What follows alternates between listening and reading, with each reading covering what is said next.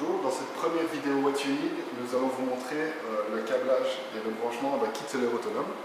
Alors un kit solaire autonome est toujours composé d'une batterie, d'un régulateur de charge et d'un panneau solaire. Alors on va prendre les éléments séparément. La batterie, ce qu'on peut dire, c'est que d'abord, il n'y a vraiment aucun danger à toucher les bornes positives et négatives, que ce soit sur une batterie 12 volts ou une batterie câblée en 24 volts, il n'y a vraiment aucun danger. Ici, pour le régulateur de charge, on a pris l'option pré-câblage, qui est beaucoup plus facile pour l'utilisateur final à câbler. Voilà, donc ce qu'on peut voir, c'est qu'il y a des connectiques MC4 pour l'entrée panneau. On retrouve exactement les mêmes connectiques au niveau du panneau.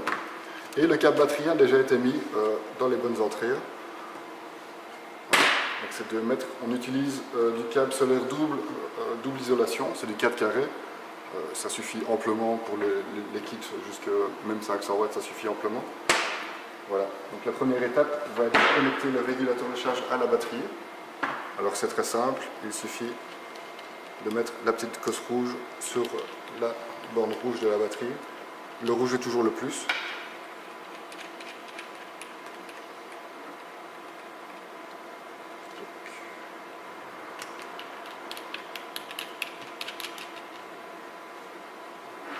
Voilà.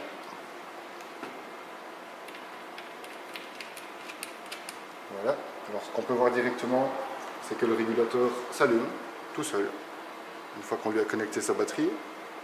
Et après, la seconde étape, elle va être de simplement lui connecter son panneau solaire. La connectique MC4, il est impossible de se tromper, vous avez toujours un mâle et une femelle. La mâle ira toujours dans la femelle. Voilà. On pousse jusqu'à entendre un petit clic. Voilà, et ce qu'on peut voir, c'est que même avec la lumière du spot, ça suffit pour faire allumer la petite LED qui dit que le régulateur est parfaitement en état de fonctionner maintenant. Voilà, c'est fini, il n'y a rien à paramétrer. Le panneau solaire s'occupe de charger directement